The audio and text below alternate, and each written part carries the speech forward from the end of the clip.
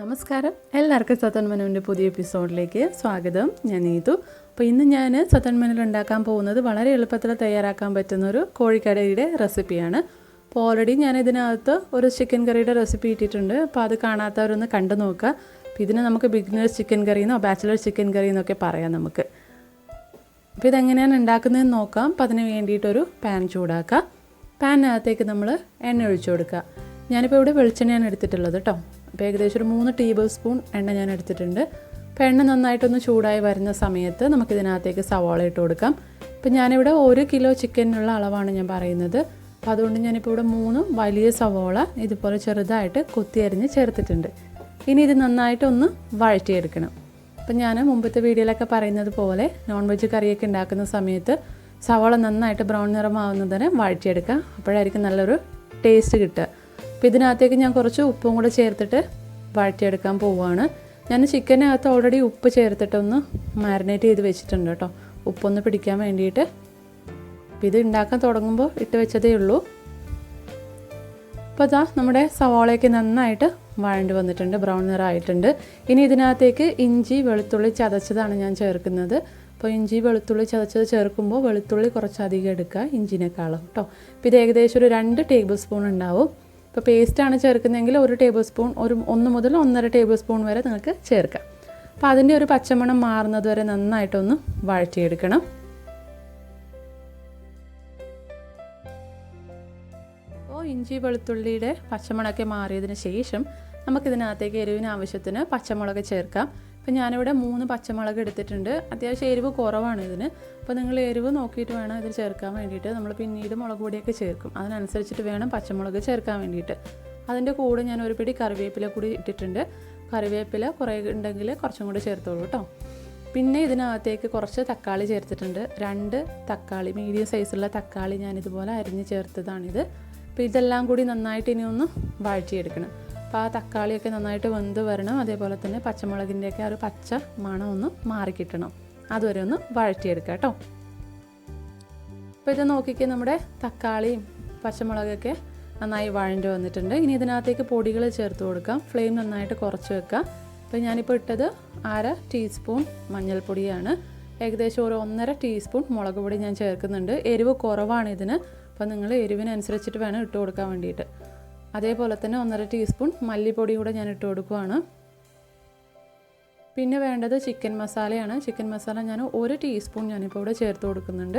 അപ്പോൾ ചില ചിക്കൻ മസാലയ്ക്ക് എരിവ് കൂടുതലുണ്ടാവും. അപ്പോൾ നിങ്ങൾ എരിവ് നോക്കിയിട്ട് വേണം ഇടാൻ വേണ്ടിയിട്ട്. അപ്പോൾ ഇതെല്ലാം കൂടി ഇനി നന്നായിട്ടൊന്ന് വഴറ്റിയെടുക്കുക.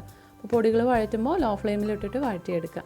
അപ്പോൾ ആ പൊടികളുടെ ആ ഒരു പച്ചമണമൊക്കെ ഒന്ന് മാറി വന്നതിന് ശേഷം മാത്രം നമുക്ക് ചിക്കൻ ചേർത്ത് കൊടുക്കാം.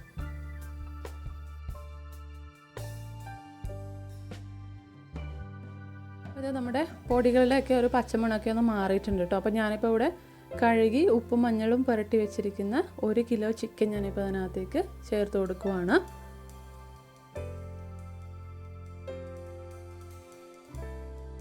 അപ്പോൾ നമ്മുടെ ചിക്കനൊക്കെ ചേർത്തിട്ട് നന്നായിട്ട് ഒന്ന് ഇളക്കി കൊടുക്കുക.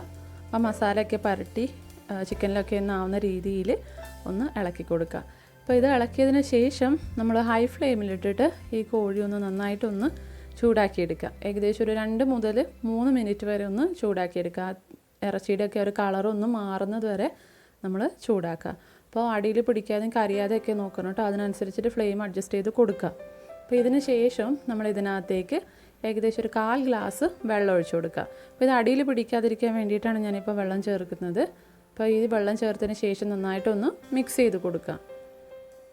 ഇനി ഇത് നമ്മൾ കുറച്ച് നേരം വേവിക്കണം. അപ്പോൾ വേവിക്കുന്ന സമയത്ത് ആ കോഴി ഇറച്ചിയുടെ അതിനകത്തുള്ള വെള്ളമൊക്കെ അങ്ങ് പുറത്തേക്ക് ഊറി വരും.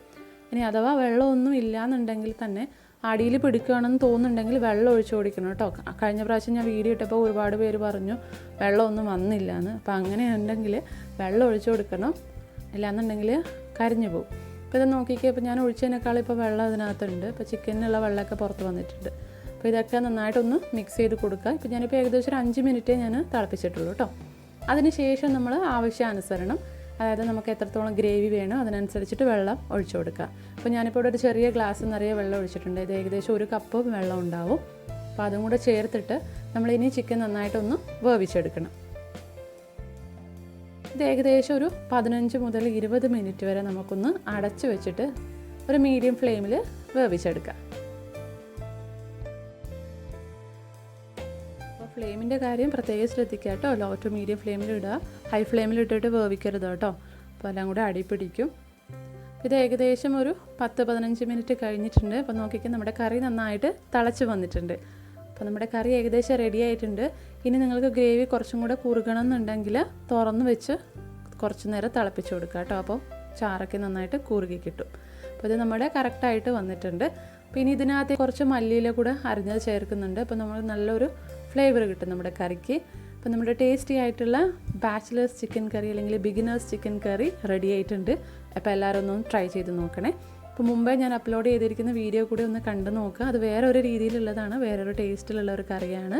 അതും കൂടെ ഒന്ന് ചെക്ക് ചെയ്ത് നോക്കുക. അപ്പോൾ ഈ വീഡിയോ ഇഷ്ടപ്പെട്ടിട്ടുണ്ടെങ്കിൽ കൂട്ടുകാർക്കൊക്കെ ഒന്ന് ഷെയർ ചെയ്ത് കൊടുക്കണം കേട്ടോ. ബാച്ചിലേഴ്സൊക്കെ ഉണ്ടെങ്കിൽ അവർക്കൊന്ന് ഷെയർ ചെയ്ത് കൊടുക്കുക. അതേപോലെ തന്നെ ഇഷ്ടപ്പെട്ടാൽ മറക്കാതെ ലൈക്ക് ബട്ടൺ ക്ലിക്ക് ചെയ്യുക കേട്ടോ. കൂടെ നിങ്ങളുടെ അഭിപ്രായങ്ങളൊക്കെ താഴെ കമൻറ്റിൽ അറിയിക്കണേ.